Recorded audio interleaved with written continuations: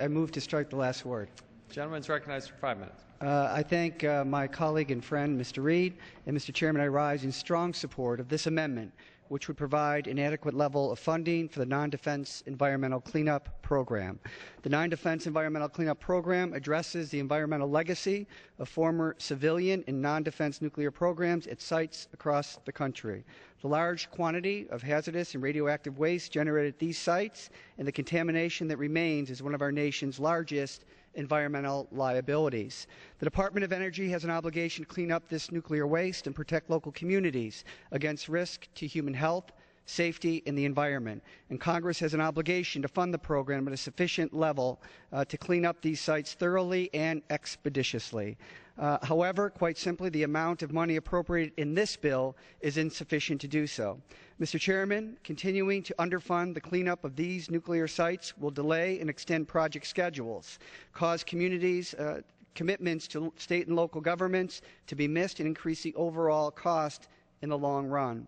In my community of Western New York, the West Valley site was established in the 1960s in response to a federal call for efforts to commercialize the reprocessing of spent nuclear fuel from our reactors. The site ceased operation in 1972, and 600,000 gallons of high-level radioactive waste was left behind, posing a significant and enduring hazard.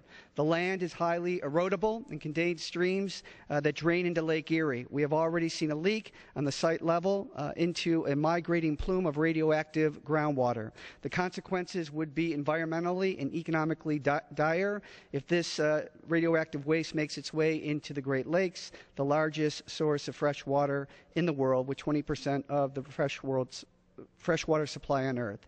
For the past 4 decades, progress in cleaning up the waste at West Valley has been stymied by perennial funding shortfalls. The insufficient funding in this bill will extend the first phase of the cleanup from 10 to 14 years. With maintenance costs at $30 million a year, an additional 4 years means $120 million in federal funding will be wasted, which could be avoided if we properly funded this cleanup. Mr. Chairman, we cannot jeopardize the irreplaceable natural resources of the Great Lakes or the communities and resources near the other nuclear sites across the country by continuing to underfund this important cleanup program. Congress needs to maintain its commitment to clean up these sites and take proper steps to ensure the communities and our environment remain safe for future generations.